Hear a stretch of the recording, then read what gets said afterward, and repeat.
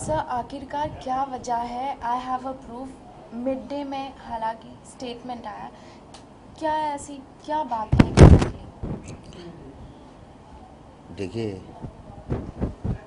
ये एक ही बात सब लोग मुझसे बार बार पूछ रहे हैं और मैं सबको एक ही बात बार बार बता रहा हूँ और बिल्कुल वैसे ही बता रहा हूँ, है ना।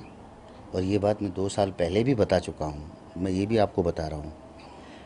फिर मैं नागपुर में वापस गया तो किसी आपके ही परिवार में से किसी एक ने मुझसे ये सवाल कर लिया, तो फिर से मैंने ये बात की। तो अब जो चीज़ है तो वो है।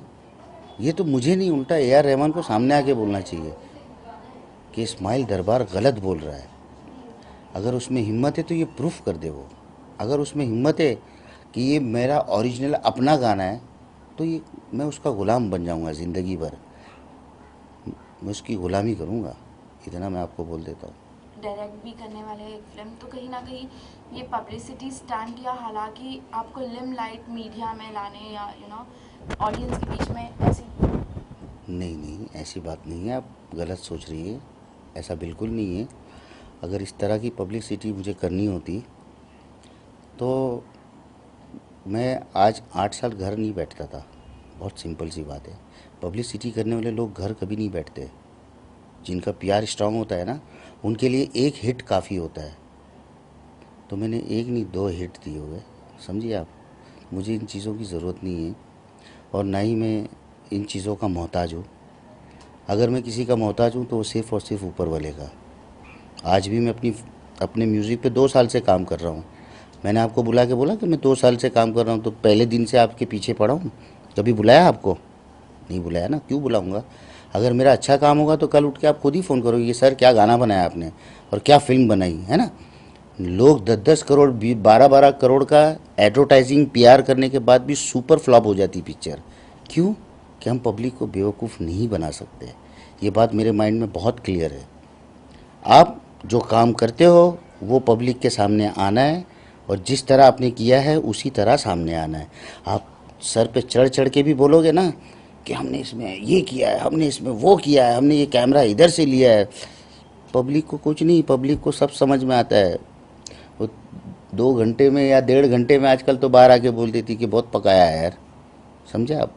पहले ज़माने में अवार्ड अपने काम को सराहने के लिए, जैसे कि आप कह रहे हैं ये ऑस्कर अवार्ड खरीदा गया है, तो ऐसी कौन सी वजह है जिस पे आप ये एकदम स्टेटमेंट दे रहे हैं कि ये award Sathiya, if I am not wrong, Sathiya यह अवार्ड खरीदा गया है ए आर रहमान जी। वो तो नेशनल अवार्ड है, ऑस्कर सॉरी। नहीं वो।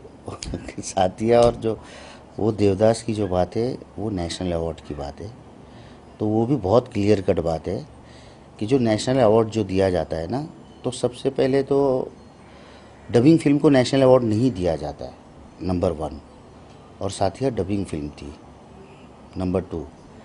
दूसरा, नेशनल अवार्ड उसके सामने देवदास जैसी फिल्म थी और देवदास जैसी फिल्म का म्यूज़िक था। तो आप सोचो कितना स्ट्रांग पीआर होगा उसका कि डबिंग फिल्म के ऊपर वो नेशनल अवार्ड ले गया। मानते हो ना? इसको बोलते पीआर, इसको बोलते बिजनेसमैन। बस इसमें सब कुछ बोल दिया मैंने। सर ये तो ए आर रहमान जी की बात थी। संजय लीला भंसाली जी के बारे में जानना चाहिए कि रोमियो जूलियट उन्होंने कहा, जैसे कि एक्स फैक्टर में भी उन्होंने कहा कि मैंने उनसे काम सीखा है, मुझे लोगों से सीखने की आदत है। तो कहीं ना कहीं आप म्यूजिशियन कम डायरेक्टर बनने जा रहे हैं। रोमियो जूलियट आपकी अपकमिंग प्रोजेक्ट है, तो क्या एग्जैक्टली क्या क्या हो रहा है? देखिए, संजय जी मेरा गॉडफादर है। संजय जी मेरा बहुत अच्छा दोस्त है, मेरा बहुत वेल विशर है। रही बात, जिस तरह संजय ने मुझसे ये कहा कि आपको पता भी नहीं चलने दिया मैंने आपसे कब म्यूज़िक सीख लिया। तो जब मेरी फ़िल्म अनाउंस हुई और मुझसे प्रेस में ये पूछा गया कि भाई ये आपको ये कब सोच लिया आपने, तो मैंने यही कहा भाई जिस तरह अगर वो मुझसे म्यूज़िक सीख सकते हैं तो नेचुरली मैं डायरेक्शन भी तो सीख सकता हूँ ना। सीखने की पावर तो मेरे अंदर भी तो है। रोमियो जूलियट जानना चाहिए किस तरह की फिल्म। कहीं ना कहीं लोगों ने तो देखा ही है, प्ले स्टोरी सुना है, तो किस तरह की फिल्म है देखिए, आपकी मैं एक अपकमिंग? रोमांटिक आदमी हूँ और रोमांटिक कहानी चुनी है मैंने। और आप बस फिल्म देख के बताइए कि मैं कितना रोमांटिक और मैं क्या कहना चाहता हूँ लोगों को, बस।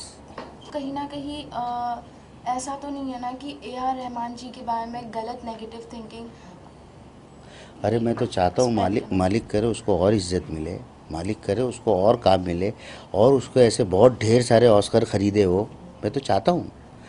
लेकिन आप ऐसा मत सोचिए कि उस पब्लिक हमारी उसकी तरफ बहुत पॉजिटिव है तो मैं उसकी तरफ नेगेटिव लेके जा रहा हूँ। मुझे आप बताइए, मुझे उससे कुछ कुछ फ़ायदा है? मैं तो ऑलरेडी डायरेक्टर बन चुका हूँ। मैं जब म्यूज़िक डायरेक्टर था तब मुझे ये सब करना चाहिए था ना। अब मैं एक डायरेक्टर बन गया हूँ, अपना होम प्रोडक्शन खोल चुका हूँ मैं, मेरी दुनिया अलग बन चुकी है। आप समझिए मेरी बात। तो वो नज़रिया मेरा नहीं है। मेरा नज़रिया ये है कि एटलीस्ट ए आर रहमान तक ये मैसेज पहुँचे और वो इस बात को समझे, और जिस तरह उसको ऊपर वाले ने इज़्ज़त दी है तो उस तरह वो उस इज़्ज़त को कायम रखे। वो लोगों की क्रेडिट खा खा के इज़्ज़त बनाई है, और आप बोलते हो बहुत इज़्ज़त है, तो लोग। ठीक है, बाय।